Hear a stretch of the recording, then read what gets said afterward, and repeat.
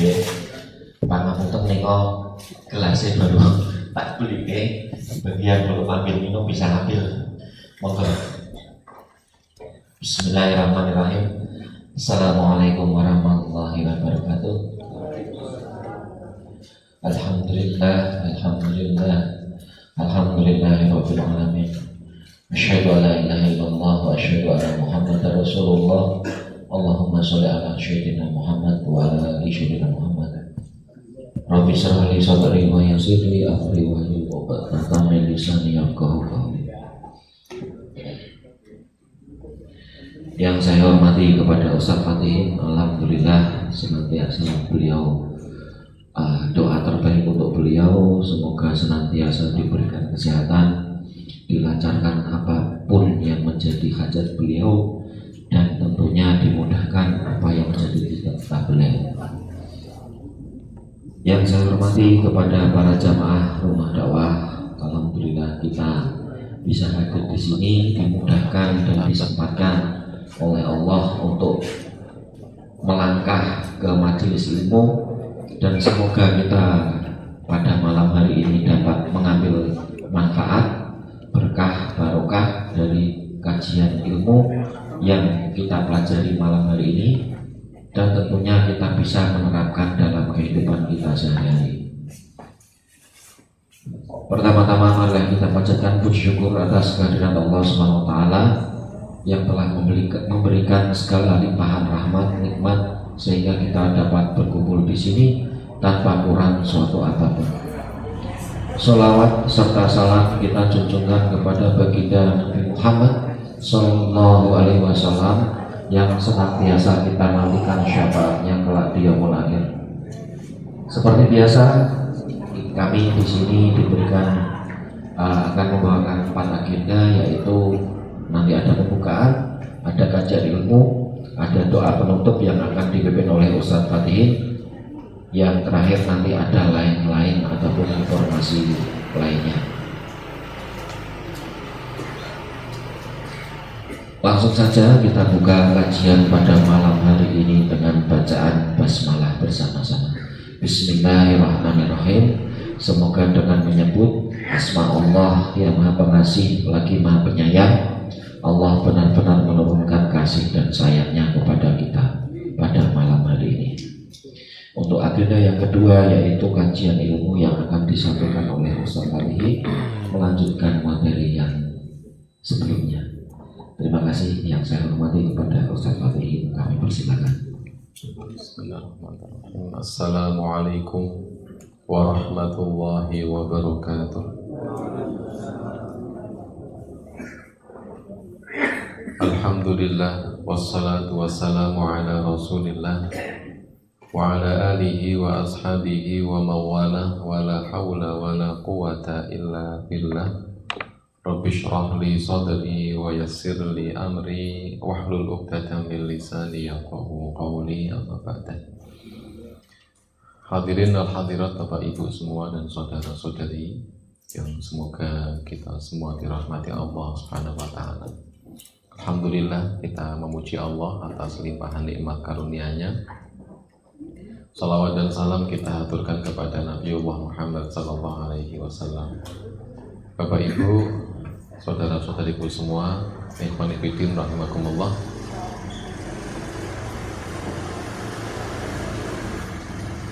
Setiap kita itu sedang diberikan kesibukan mengurusi urusan dunianya masing-masing, betul ya? Pusing nggak rasanya?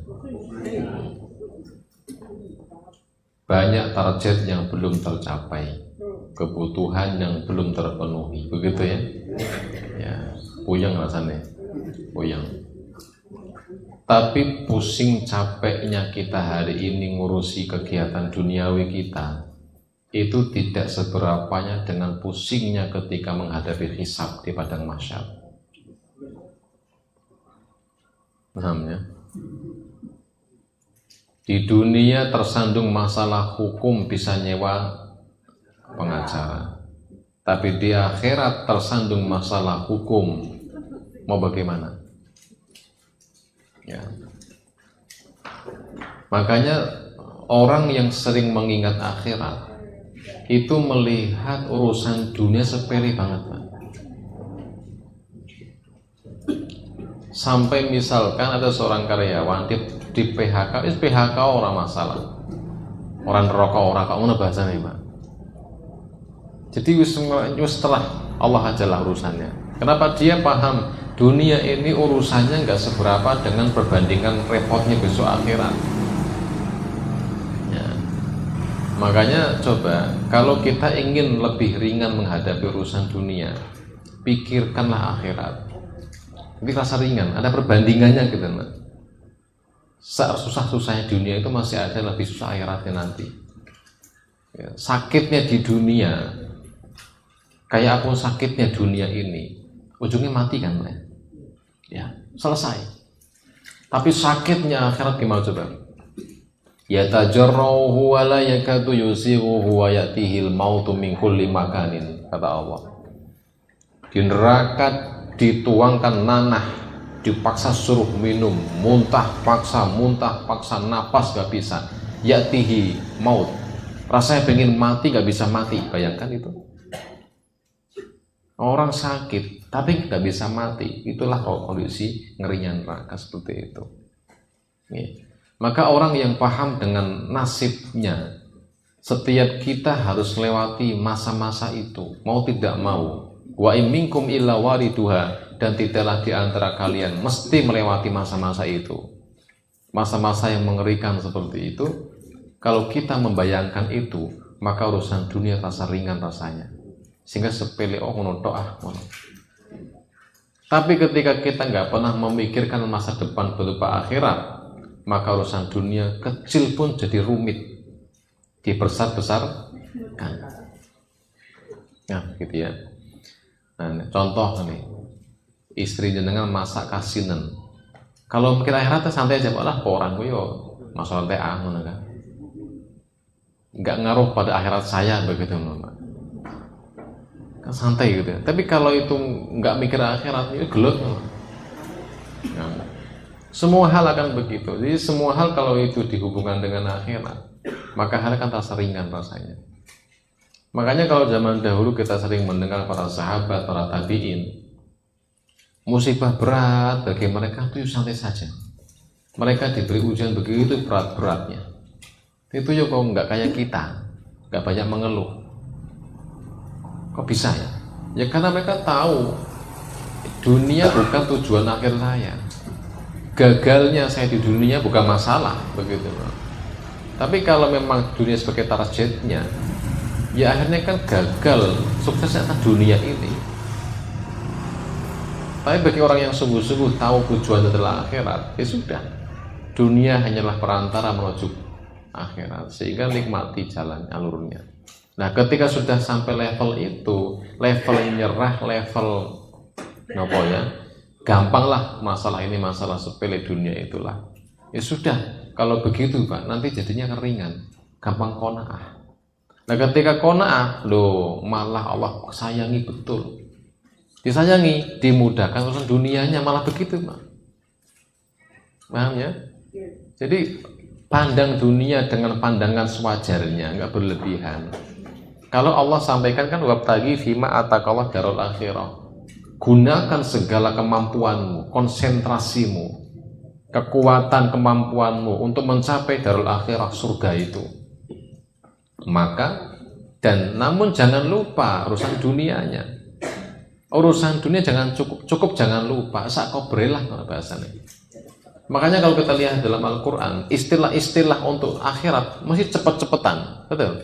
Wasari'u ila maghfiratin min rabbikum wa jannatin. Tentang masalah surga segera, cepat-cepat, karena surga waktu nggak lama lagi kita mati. Fa idza qadaytumus sholata fantashiru fil ardi wabtaghu min fadlillah. Kalimat fantashiru, kalimat ketika wa idza nudiya lis sholati mi yaumil jum'ati fas'au ila dzikrillah. Ada panggilan adzan segera. Jadi kalau untuk ibadah segera, cepat.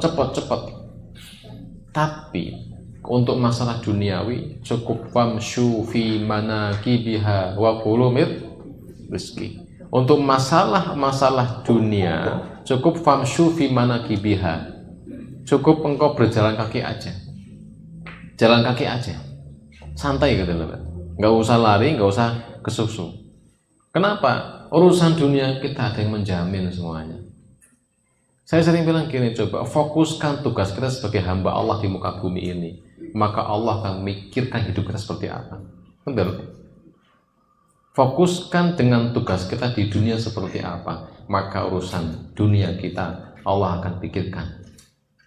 Masalahnya kita itu terlalu keminter ngurusi urusannya Allah. Pusing nggak jadinya? Kita itu diciptakan Allah untuk beri. Karena kita sudah sudah mengambil tugas lain, tugas Allah ngatur rezeki. Itu tugas siapa? Kita mikir dari situ, Pak, pusing jadinya. Betul. Tugas kita kan sementing ibadah. Yuk semampunya berupayalah. Famshu fi manakibiha tadi lo, semampunya. Akhirnya ketika kita fokusnya malah bagaimana jumlah rezeki saya. Saya pikir jumlah rezeki. Berarti kita sudah mengambil posisi Allah. Lah Allah tuh maha kuasa, maha pinter, al-alim. Kita kan bodoh. Wong bodoh mikir urusan pinter. Orang edan alhamdulillah. Nah nih. Makanya banyak orang gila karena mengambil posisinya Allah. Kalau kita bayangin, saya sering bilang rezeki itu aneh dipikir-pikir, betul? Kata orang sungguh-sungguh berjuang keras sampai rezeki, yo ngono-ngono baik. Ada yang santai slow motion, yo saya dapat, kenapa? Betul? Coba saya sering bilang itu orang yang pontang-panting itu siang, pagi, malam, sore pontang-panting, ujungnya semono-semono Pak. Pas dia santai ngaji tetap ngaji, sholat yo sholat, kerja kerja, yo malah kecukupan kabeh. Coba, jangan ukur dunia rezeki dengan ukuran kita. Kita nggak nyambung, itu urusan Allah sudah, Mak. Coba gini nih, jangan dulu sebelum menikah, kerja nggak? Kerja nggak ya? Kerja ya? Berapa jam kerja sehari? Sebelum menikah, 8 jam kan? Nanggung awak sendiri kan? Setelah menikah punya istri, kerja nggak? Berapa jam? Punya anak 1, kerja nggak? Berapa jam? Anak 2, anak 3, 5, 7. Kan gak masuk akal. Kalau saya dulu ngurusi diri saya sendiri, kerja 8 jam sehari, logikanya harusnya kalau punya istri 16 jam, punya 1 anak berapa? 24 jam. A2 jebol Pak. Artinya ini logika yang sudah kita urusan dunia itu Allah ngomong bilang wis santai, tak urusi semua satu, kamu baiklah urusannya. Tapi kita nggak begitu. Yo enggak, wis tak potong-panting dulu sekuat tenaga. Ya nggak apa-apa, itu hak Anda. Masalahnya kewajibanmu di mana? Sholat sampai ke sholat. Ya gini.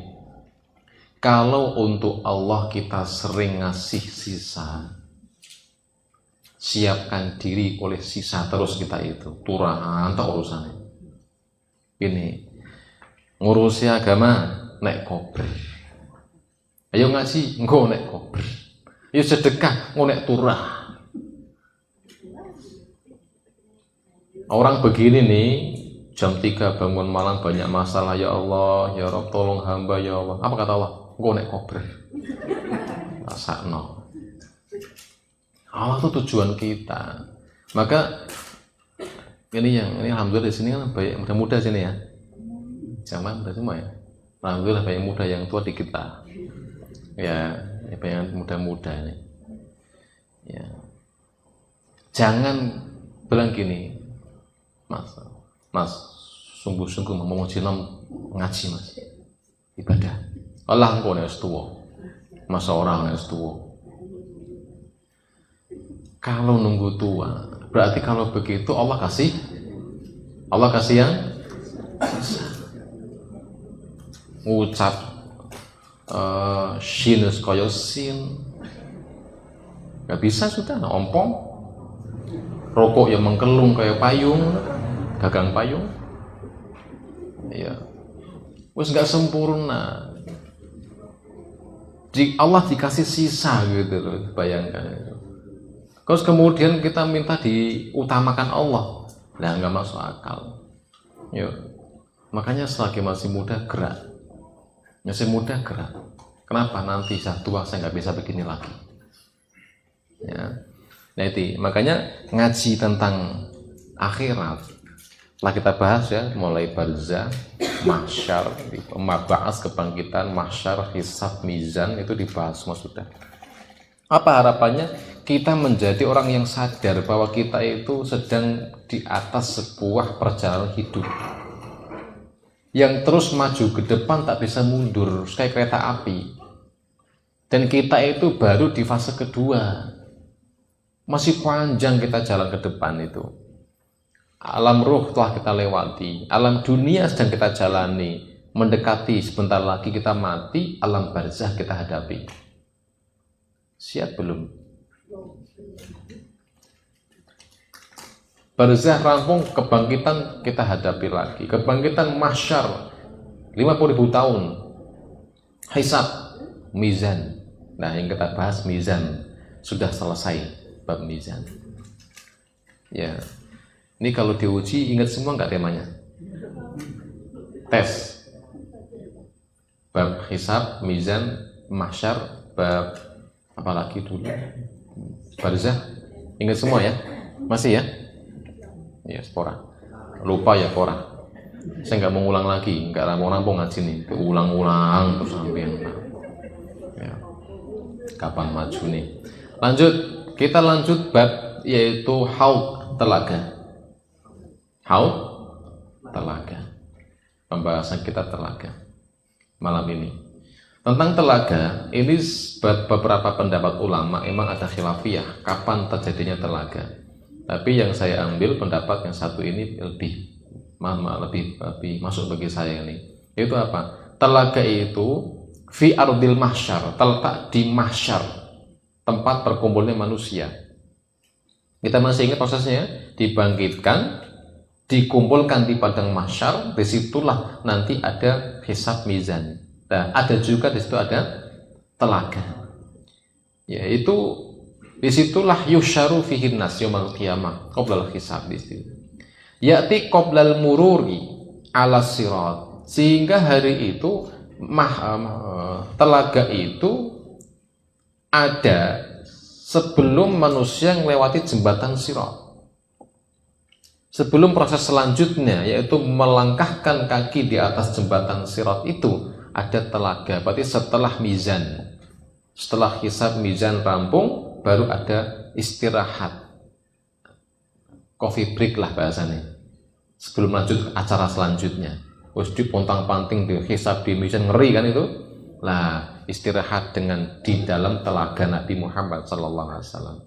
Setelah itu lanjut lagi melewati jembatan sirat yang lebih mengerikan. Tentang telaga beberapa dalil. Satu, surah Al-Kautsar ayat 1-3. A'udzubillahi minasyaitonir rajim. Inna a'tayna kal kautsar fashalli li rabbika wanhar inna syani'aka huwal abtar. Inna a'tayna kal kautsar. Sesungguhnya kami telah memberikan kepadamu Muhammad al-Kautsar. Ketika ayat ini turun, Rasulullah SAW menjelaskan apa itu al-Kautsar. Al-Kautsar itu dua. Jadi ada namanya lautan Al-Kautsar, ada namanya sungai telaga Al-Kautsar. Namanya sama. Kalau laut Al-Kautsar terletak di atas surga tertinggi, di bawah arsy-Nya Allah. Karena Arsyur Rahman, arsy-Nya Allah itu sakful jannah, menjadi atapnya surga. Dan yang di bawahnya arsy adalah lautan, sumber air surga. Disitulah juga ada namanya telaga Al-Kautsar. Kok sama? Lah ketika saya cek ada hadis riwayat Muslim itu. Ketika Nabi sebut su'ila an syarabihi, ketika sahabat menanya tentang bagaimana minuman rasanya minuman bentuknya air telaga itu, kata Nabi, asyaddu bayadan minal laban, lebih putih dibanding susu warna airnya, wa halla minal asal, lebih manis dibanding madu, yaghussu fihi mizabani yamtaddanihi minal jannah, yang mana sumber air ini dari surga. Jadi kalau ini sekilas nih gambaran saya itu, ini kan jembatan, ini kan mahsyar ya, tempat berkumpul manusia. Ini kan neraka di sini. Ini atasnya jembatan. Terus ini Al-A'raf, ini surga. Berarti ada jalur dari surga menuju ke padang mahsyar. Nah tadi yaitu mizabani, ada peralon, pipa yang mengalirkan air dari lautan Al-Kautsar menuju ke telaga Al-Kautsar, yang mana ahaduhuma minadz dzahab wal akhar minal walid, atau di sini dzahab itu emas, satu lagi adalah perak. Jadi ada dua pipa yang mengalirkan air dari lautan Al-Kautsar menuju ke padang mahsyar, pipa emas dan pipa perak. Ini tentang dalil pertama tentang telaga. Selanjutnya ada hadis Bukhari tentang telaga. Nabi sebut tentang luasnya seperti apa telaga itu.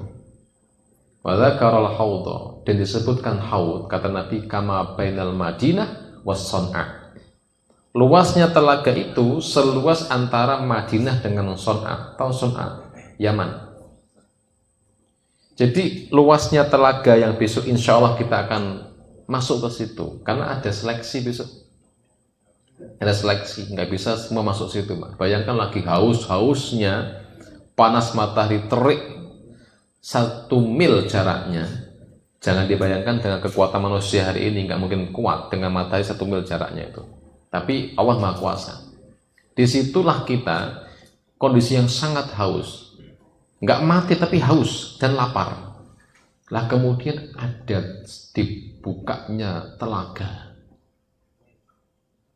yang tadi manisnya, segernya, yang bahkan kata Nabi dengan ciri khas haudi, telagaku itu masiratus syahrin, itu kalau dilewati butuh waktu sebulan berjalan.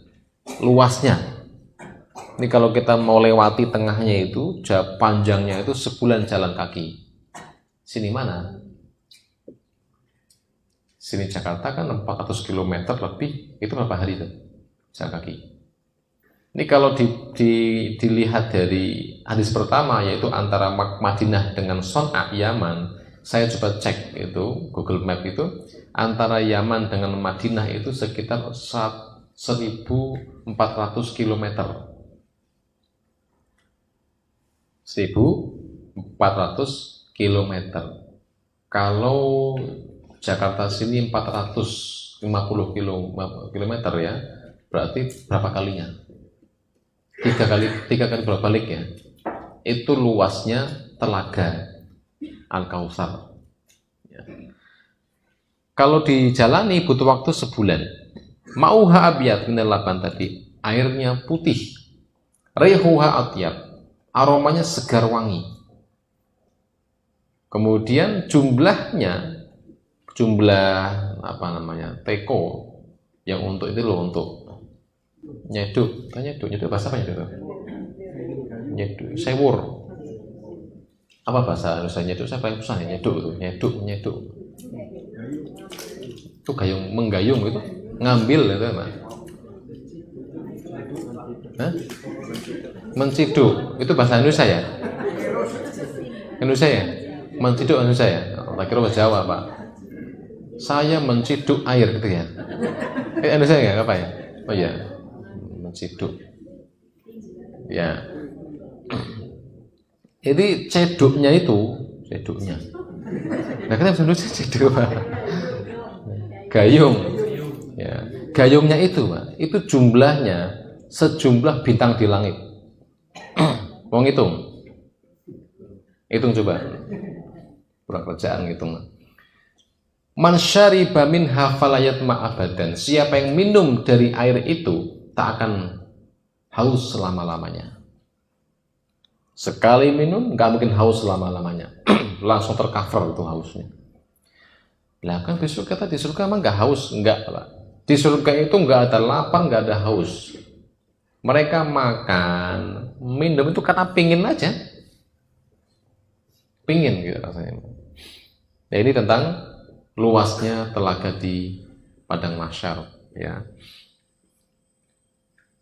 Selanjutnya ada hadis Bukhari lagi.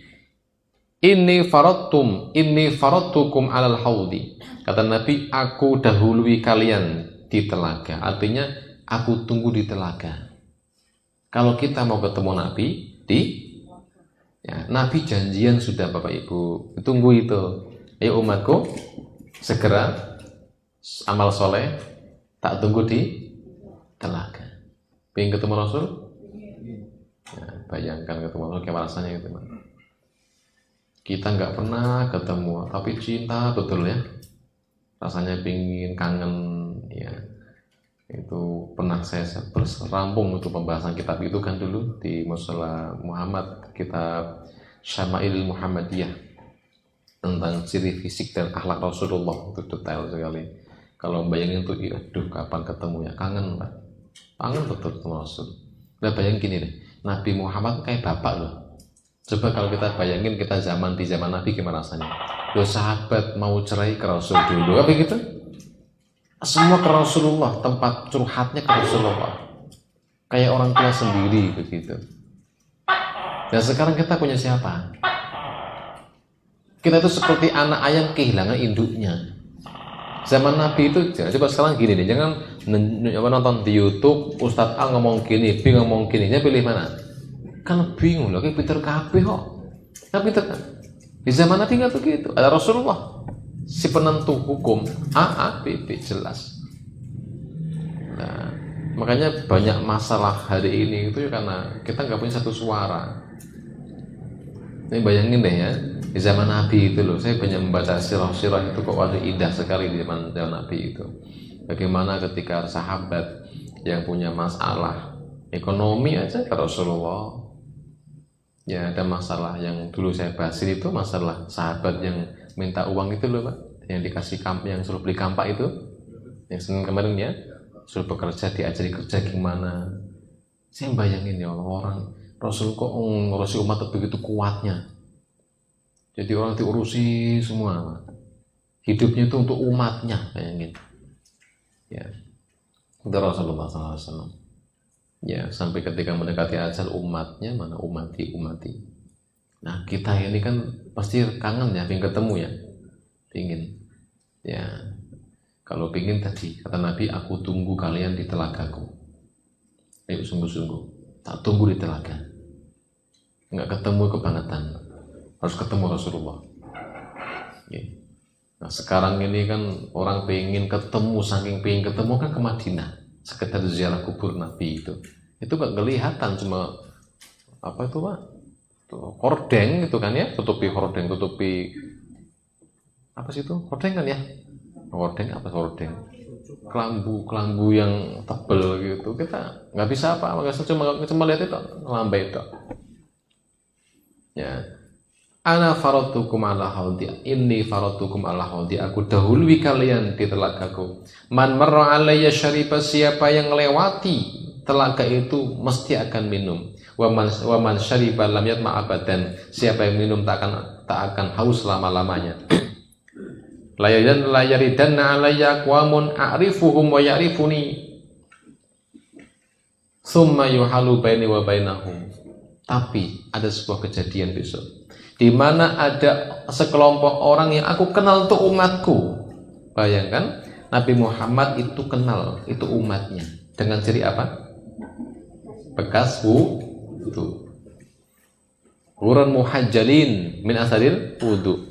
Wajahnya bercahaya, bekas wudunya, rambutnya, tangan kakinya. Semakin bagus wudu, semakin cerah itu bekas-bekasnya. Kalau wudunya itu sembarangan, ya ketap-ketip lah kira-kira 5 watt. Itu pengaruh sekali.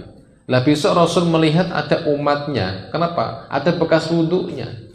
Ketika mau masuk telaga, ternyata malaikat menghadang. Jangan masuk. Mikir. Rasul kecewa. Itu umatku, wahai malaikat.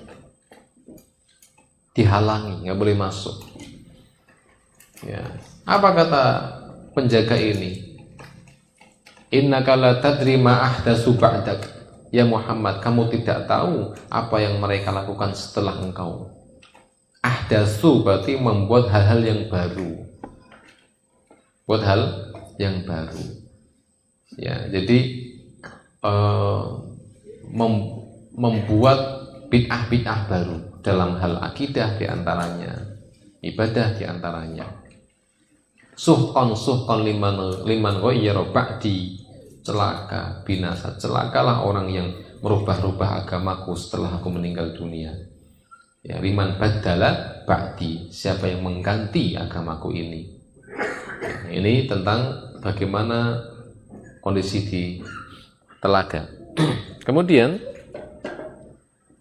bahkan ada sebuah kalimat, ya, hadis yang selanjutnya riwayat Bukhari Muslim, inni faradtukum wa ana syahidun alaikum wa inni wallahi la anzuru ila haudil an.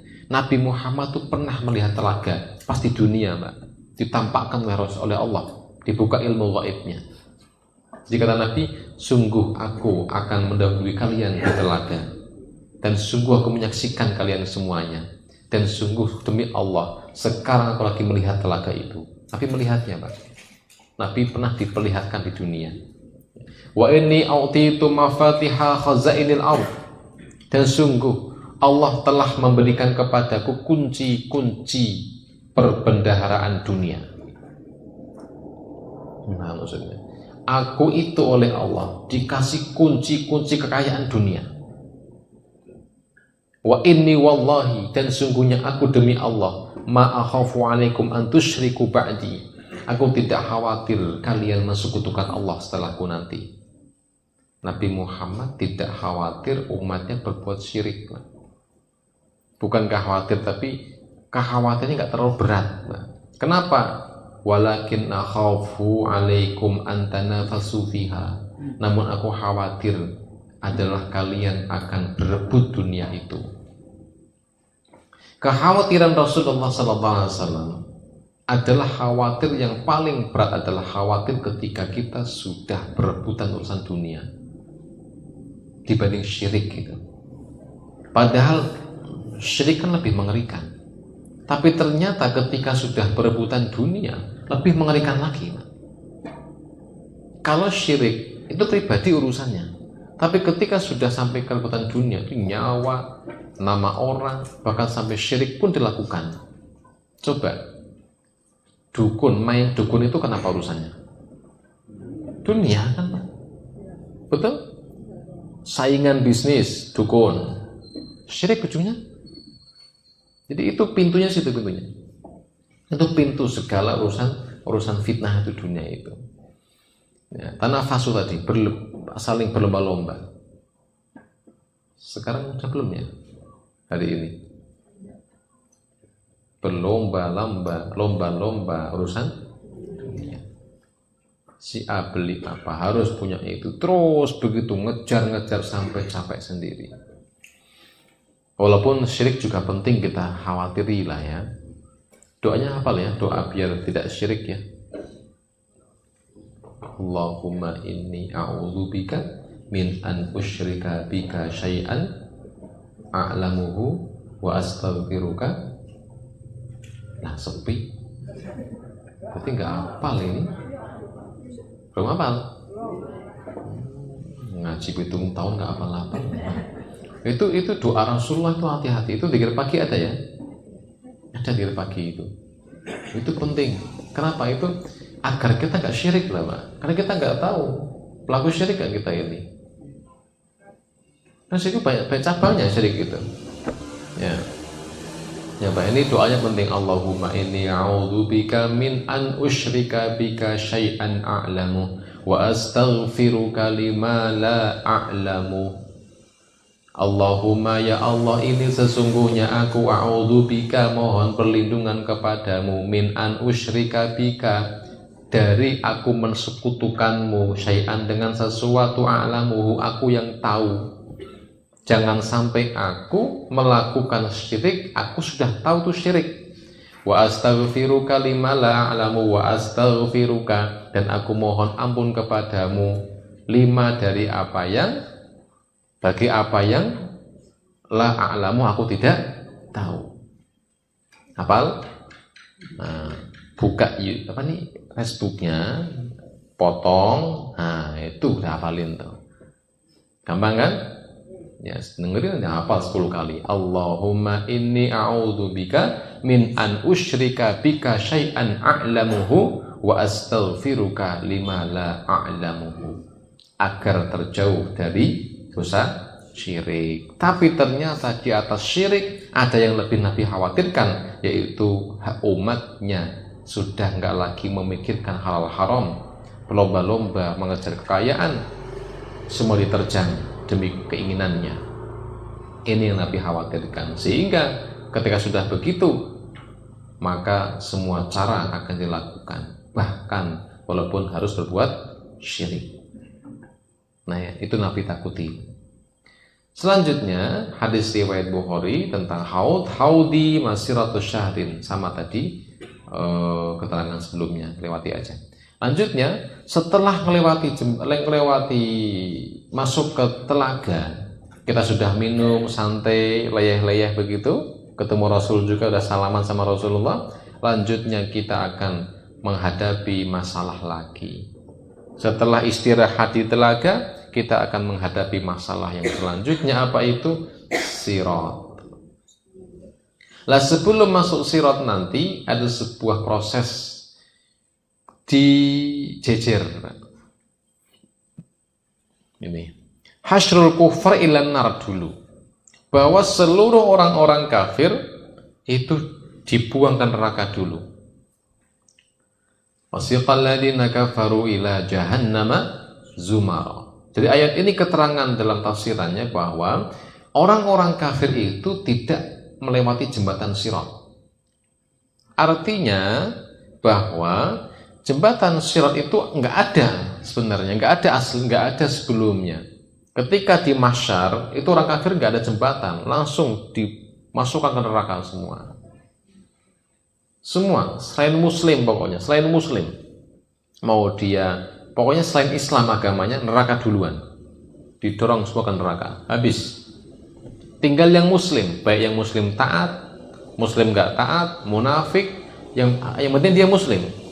Itu disitulah dia tertahan di situ. Lah baru nanti sebelum dibentangkan jembatan ada dijejer kanan kiri dulu. Nah, yang kiri itu adalah orang-orang Islam yang perkiraannya, tanda-tandanya dia penghuni neraka. Dengan tanda hisabnya ringan amal baiknya. Yang Muslim yang kelompok kanan berarti calon penghuni surga. Di sini Allah kasih waktu. Kasih waktu untuk sering memandang pandangan, Pak, lihat. Lah disitulah proses kisos terjadi lagi. Apa? Jadi saya baca ada 3 kisos. Pertama kisos sebelum mulai hisab, kedua kisos sebelum lewat jembatan, ketiga kisos setelah lewat jembatan. Nah, kisos terus itu. Nah, di sini itu nanti orang-orang yang di sebelah kiri itu akan memandangi orang sebelah kanan. Lah, itu ya Allah, itu orang yang dulu mendolimi saya itu ya Allah. Saya masih ingat betul, itu yang nipu saya itu orangnya ya Allah. Itu penipu itu. Ya sudah, maunya apa kamu? Aku pengen dia mengganti semua yang pernah dia tipu itu. Sehingga yang tadinya sebelah kanan dipindah sebelah kiri, yang ditipu pindah sebelah kanan. Senang? Berarti mau ditipu? Semua kezaliman diganti di situ. Sebaliknya juga orang sebelah kanan lihat sebelah kiri. Ya Allah, itu orang yang pernah nolong saya itu dulu. Itu orang itu dulu ya Allah pernah memberikan aku syarbata ma'in, pernah memberi aku seteguk air ya Allah. Ketika saya kehausan, itu orang yang nolong saya. Terus maunya apa? Tolong yalah ya Allah. Bawa dia ke sini bareng saya. Seteguk air lah, Pak. Makanya tadi kata Rasul apa? Khairun nas anfa'uhum, sebaik-baik manusia yang paling banyak memberi manfaat ke orang lain. Karena besar pahalanya, Pak. Maka dipindah dari sebelah kanan sebelah kiri. Gara-gara temannya itu, maka saya bilang, Tante, jangan sepelekan kebaikan kepada orang sekecil apapun. Karena boleh jadi besok dia ingat kita, Pak. Bantu orang semampu kita. Man yassara mu'siran yassara Allah fid dunya wal akhirah. Siapa yang memberi kemudahan seorang yang lagi susah, Allah akan beri kemudahan dunia akhiratnya. Dan kita nggak tahu siapa yang kita tolong itu. Sepele-sepele paling. Tapi besok orang itu akan ingat kita sama kita semua. Coba. Ini amalan yang paling gampang gitu. Jadi cepat bantu orang yang susah, nanti diingat kita. Yang kita nggak tahu siapa yang nanti akan sebelah kanan, sebelah kiri kan, maka siapkan dulu, perbanyak amal soleh, bantu orang lain, kanan kiri tadi. Nah, baru setelah itu sirat dibentangkan. Ya, baru ada sirat, jembatan. Nah, bagaimana jembatan ini? Pembahasan selanjutnya, bab jembatan sirat. Ya, langsung kepada sifatus sirat. Yang langsung inti aja lah ya. Dalil banyak sekali tentang sifat. Sebelum masuk ke sifat atau bentuknya seperti apa sih ciri khasnya jembatan ini, paling gampang gini dulu. Kita itu sekarang sedang di atas sirat sebenarnya ya. Secara maknawi kita di atas siratal mustaqim agama Islam ini. Kita kalau tidak hati-hati, mencela-mencela gitu ya, nyemplung kanan kiri, nggak istiqomah, nggak lurus nih, maksiat miring, sehingga kondisi kita besok di sirat yang asli itu, yang datnya itu, tergantung kepada hari ini. Jadi kalau kita mau bayangin besok saya akan mirang-mirang atau lurus terus ya kita bisa ngaca hari ini. Kalau selain kita ini sering mencela-mencela, begitu besok Pak. Mirang, miring, ngeri kan? Lah bayangkan berapa itu panjangnya sirat. Untuk mengukur panjangnya sirat, ada sebuah hadis dalam tafsir Ibnu Katsir pada pembahasan surah Al-Kahfi tentang kasufa kulu jidarin, tentang in surati kinar, li surati kinar. Ya. Jadi neraka itu Nabi sebut dengan inna li surati kinar arba'ata judur. Neraka itu punya 4 tembok. Sekiempat kalau kayaknya. Yang kasufakulu jidarin, setiap tembok tebalnya itu kalau kita lewati butuh waktu arba'ina sana, masih rota arba'ina sana, berjalan 40 tahun. Satu temboknya kalau jalan 40 tahun. Coba dibayangkan, kalau temboknya tebal 40 tahun perjalanan, berapakah diameter tengahnya itu? Gedung temboknya 15 cm. Berapa tengahnya rata-rata? 10 meter? Berapakah perbandingan 10 meter banding 15 cm itu? Berapa kali lipatnya itu berarti? Tengahnya ini Pak. Itulah panjangnya jembatan itu. Maka betul kata Nabi ketika Ibunda Aisyah bertanya, ya Rasul, bagaimana manusia hari itu? Kata ini, kalau manusia jejer dari Adam sampai hari kiamat, jejer di atas jembatan itu cukup. Berapa ribu tahun kita melangkah. Sudah begitu bawahnya api. Dan nampak 2 hewan yang besar. Apa itu? Al-hayah, ular. Yang Nabi sebut segede leher unta. Gede. Dan kalajengking segede bingkol, segede apa namanya bingkol itu Pak? Keledai gitu lah, khimar. Bayangin jenengan lewati jembatan bawahnya ulu gede-gede. Dan dalamnya ketika Nabi Muhammad sedang dengan para sahabat duduk santai siang-siang hari, ada suara petir, dar. Dan hari itu sahabat nggak tahu karena nggak ada hujan hari itu. Sahabat tanya, ya Rasul, apa itu ya Rasulullah? Kata Rasul bagi jawabannya, tilkal hajar ulqiya min zahiri jahannam mundu sab'ina sana. Itu suara batu yang jatuh dari pinggir neraka jahanam sejak 70 tahun yang lalu. Wal an, hari ini wasara ila qa'riha. Ini baru sampai. Itu dalamnya neraka begitu, Pak. Ya gimana dengan? Harus lewati atasnya itu. Sudah begitu sifatnya, ciri khas jembatan Nabi sebutkan dengan istilah madhadatun mazillatun, hadis riwayat Bukhari. Jembatan itu mazillah. Jembatan itu madhadah, licin, lunyung. Mazillah menggelincirkan, gampang tergelincir di situ. Kemudian yang kedua sifatnya jembatan ini adalah itu fiha kalalib, di atasnya di sekitarnya jambatani, di kanan kirinya itu ada kalalib.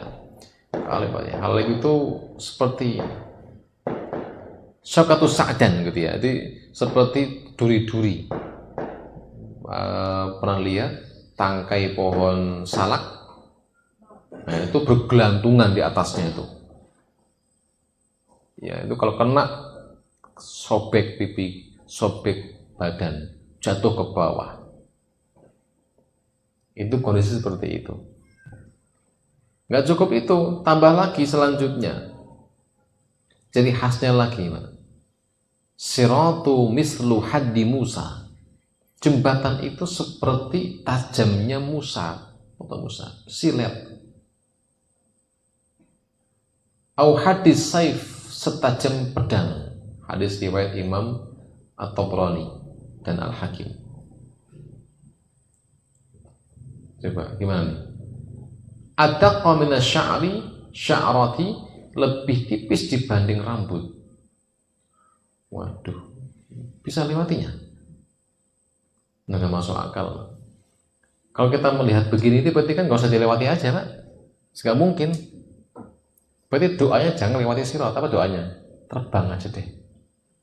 Karena nggak mungkin dilewati, sudah itu bayangin licin, panjang, tipis, tajam. Sehingga udah nggak usah bayangin untuk dilewati.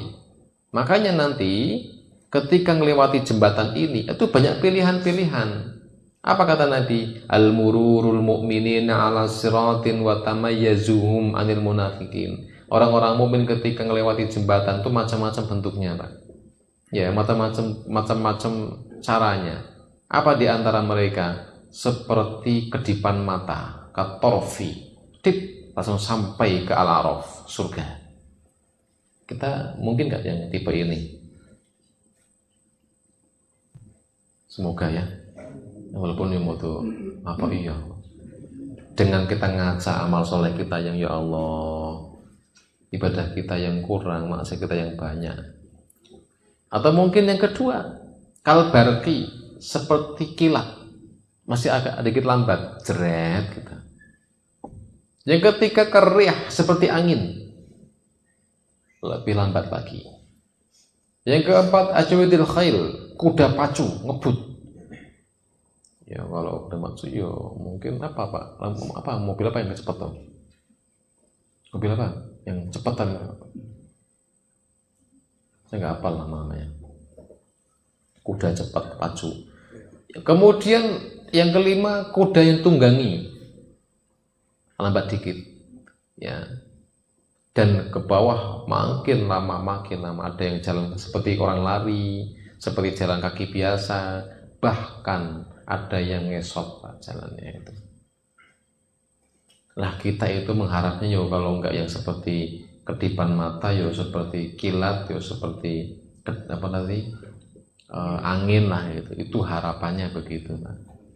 Ya, untuk itu dengan harapan setinggi ini ya dipantaskan dengan amalan kita. Awaluman yujzi sirat. Siapakah yang pertama akan melewati sirat? Hadis riwayat Bukhari Muslim. Wa yudrabu siratu baina dhahri jahannam. Sirat dibentangkan di atas punggung neraka jahanam, di atas neraka jahanam. Fa akunu anna wa ummati awwalam man yujizuha, dan akulah orangnya dan umatku yang pertama melewatinya. khusus, duluan didahulukan. Kemudian wa kalamur rasul yauma idzin, di hari itu para rasul termasuk aku Nabi Muhammad, hari itu ketika melewati jembatan mendoakan umatnya, Allahumma sallim sallim, Allahumma sallim sallim, ya Allah selamatkan umatku ya Allah. Itu mengerikan sekali itu.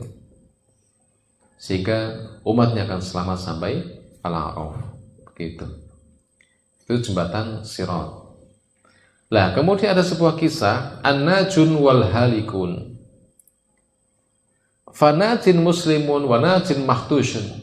Ada yang selamat sampai tujuan, bersih dan bagus badannya, cepat sekedipan mata itu, jadi aman dia, pasti bagus. Orang soleh nih ya, takwa tinggi ini. Ada lagi najin mahtusyun, selamat tapi sudah robek-robek, pipinya kena paku tadi, kenapa? Duri. Telinganya hilang, mata kena duri, kaki, tangan sobek-sobek. Tapi selamat juga.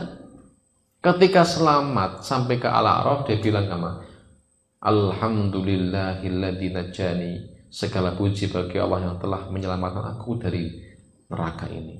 Wes alhamdulillah selamat. Nah itu itulah tenang betul rasanya. Pokoknya kalau belum lewati jembatan itu belum tenang saya Pak. Selamat enggak itu Pak. Belum rasanya selamat alhamdulillah. Nah bahasa anak kuliah rambung sidang lah. Rambung sedang tesis dan rambung selesai, tinggal sudah loh bahasanya. Plong. Ada lagi wa makdusun finari jahannam. Muslim juga bisa. Dia muslim kena duri jatuh ke neraka jahanam, masuk neraka. Nah di neraka dia akan disiksa ala qadri dzambihi, sekedar sesuai kadar dosanya seperti apa. Semakin dosanya itu banyak, semakin lama. Seperti nyuci baju, semakin itu nodanya noda yang kotor, yang lengket, ya makin lama kan, nggak hanya butuh sabun cuci, ditambah pemutih Baiklin, disikat-sikat, nggak bisa amplas begitu Pak. Ya, begitu pula dengan kaum muslimin besok yang kurang ibadah jauh dari kebaikan, maka di nerakanya cukup lama, sisaannya sesuai dengan ukuran dosanya. Nah ini kita bahas di bab neraka khusus setelah ini. Bagaimana sisa neraka urutannya? Ya. Hadirin hadirat rahimakumullah, summa yanjul mu'minin mu'minuna fatanajau awwalu zamratin wujuhuhum kal qamal lailal badri. Maka kelompok pertama sampai ke Al-A'raf, maka mereka selamat, wajahnya berseri-seri, senang sekali Pak. Saking senangnya cerah seperti bulan purnama. Berseri-seri betul. Sab'una alfan la yuhasabun, mereka khusus yang ting sampai cepat itu, mereka jumlahnya 70.000 saja. Ada kuotanya itu. Yang maksudnya langsung ting pakai kedipan mata sampai sana, jumlahnya hanya 70.000. Kita masuk enggak? Ayo, kira berapa? Kalau kita cek saja, itu apa jumlah para sahabat, atau jumlahnya sahabat Nabi, jumlahnya ada yang tahu? Kok saya lupa, dulu pernah saya baca itu sekian ribu. Kalau Imam Ibnu Hajar Asqalani itu menyebutkan jumlah sahabat Nabi itu sekitar 124.000 pas haji wada. 124.000. Yang masuk kategori sekedip sampai ke Al-A'raf hanya 70. Sentek kerauman katanya. Ya berarti kita mungkin turun dikit lah, ya, angin lah gitu ya. Tapi angin pun kan di bawah neraka Pak. Bawah neraka itu kan tetap kena suhunya kan. Jadi summal ladzina yalunahum ka'atwa'in najam fis sama gitu ya. Kemudian semakin bawah wajahnya semakin buram begitu. Ya. Nah, selesai ini bab jembatan rampung selesai. Jadi kita akan sambung di pertemuan depan, insyaallah masuk ke kitab beda lagi. Kitab yang akan kita bahas untuk neraka ada khusus, yaitu kitab At-Takhwif minan Nar. Kitanya at-takhfif minan nar, itu khusus tebal seginilah, itu khusus neraka. Dari jumlah neraka, jenisnya, siksaannya seperti apa, lengkap gitu Pak. Itu biar tahu, monggo hadir rutin, biar tahu bagaimana ngerinya neraka. Tapi saya sarankan kalau ngaji bab neraka, nggak usah minum lah, nanti entek dengan. Karena saya pernah ngaji, jadi dulu kan ngaji di Teras Ayu kan, itu kan apa, sudah pesan juz al-Puket tuh. Lihat babnya nggak tahu bab neraka, tak bahas itu bab neraka, bab minuman neraka. Lah pas bahas tentang sodid dan rosak, nanah. Rosak itu nanah yang sudah menghitam, dituangkan, dijejelin Pak. Waduh, lihat soal pokat kan bingung jadi Pak. Jadi bungkus aja Pak, bungkus bawa pulang Pak. Itu ketika bahas neraka seperti itu. Ya, kopi juga, kopi ya, ireng kan Pak ya. Ya, begitu kita akan nanti bahas bab neraka. Harapannya dengan kita ngaji bab neraka, kita tahu begitu ngerinya neraka, sehingga muncul khauf, takut kepada Allah, kita makin hati-hati dalam menjalani kehidupan dunia ini.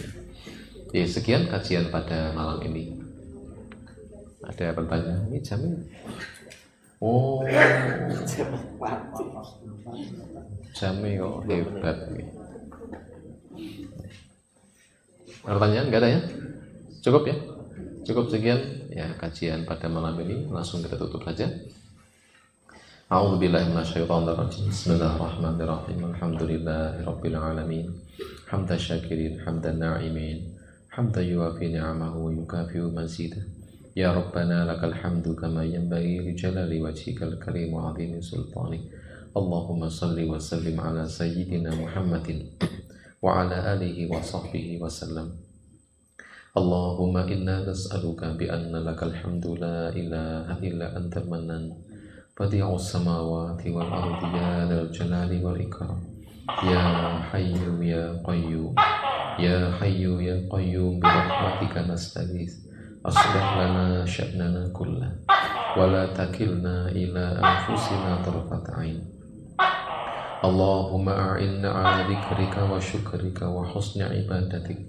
Allahumma kfina bihalalika an haramika wa aghnina bifadlika amman siwak. Allahumma qsim lana min khasyatika ma yahulu bihi bainana wa baina ma'asika wa min ta'atika ma tuballighuna bihi jannatak wa min al-yaqin ma tuhawwinu 'alaina masa'ibad dunya.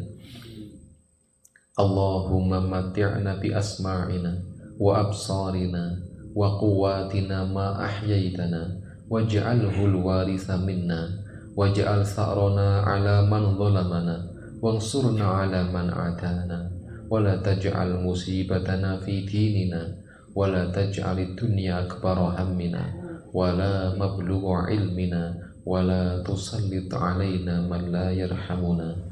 Rabbana atina fid dunya hasanah wa fil akhirati hasanah wa qina adzaban nar. Subhana rabbika rabbil izzati amma yasifun wa salamun 'alal mursalin walhamdulillahi rabbil alamin. Aqulu qali hadza fa astaghfirullah li wa lakum. Assalamualaikum warahmatullahi wabarakatuh.